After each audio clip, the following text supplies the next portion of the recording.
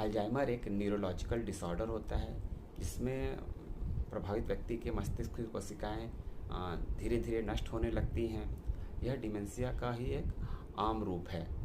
शुरुआत में तो व्यक्ति हल्की समस्या होती है, व्यक्ति हल्का भूलने जैसी समस्या उसमें देखने को मिलती है, लेकिन धीरे धीरे व्यक्ति की रोज़मर्रा की चीज़ों को भी वह भूलने लगता है, यानी उसकी प्रतिदिन की भूलना उसके प्रतिदिन में शामिल हो जाता है। यह बीमारी सामान्य तौर पे तो 60 साल की उम्र के बाद ही देखा गया है, लेकिन कुछ मामलों में यह जल्दी भी हो सकता है, यानी इस स्थिति को अर्ली ऑनसेट अल्जाइमर के रूप में जाना जाता है। यह धीरे धीरे आगे बढ़ने वाली या आजीवन रहने वाली बीमारी के रूप में इसे जाना जाता है। बात करें हम लोग यदि अल्जाइमर के लक्षणों की, तो शुरुआत में जो इसके लक्षण होते हैं वो हल्के होते हैं, लेकिन बाद में इसके लक्षण धीरे धीरे बढ़ते हैं और गंभीर हो जाते हैं। याददाश्त की समस्या देखने को मिलती है व्यक्ति में, रिसेंट मेमोरी लॉस जैसी स्थिति उत्पन्न होती है। रोज़ के उसके जो काम काज हैं उसको भूलने लगता है, उसको कर पाने में उसे दिक्कत या परेशानी का सामना करना पड़ता है। समय और जगह को भी वह नहीं पहचान पाता है, उसके साथ टाइम और जो लोकेशन की स्मृति कमज़ोर हो जाती है।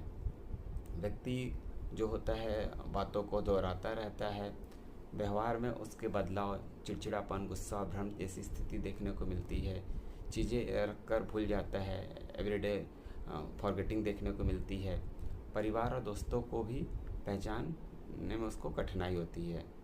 जहाँ तक अल्जाइमर के कारणों की बात है, तो अल्जाइमर के प्रमुख कारणों में प्रमुख है असमान प्रोटीन का जमाव।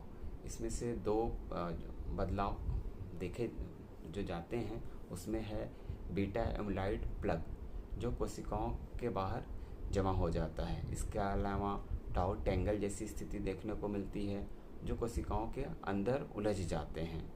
ये जो बदलाव हैं मस्तिष्क के नसों को कमज़ोर कर देते हैं और इसकी वजह से कम्युनिकेशन बंद हो जाता है, संचार को बंद कर देते हैं।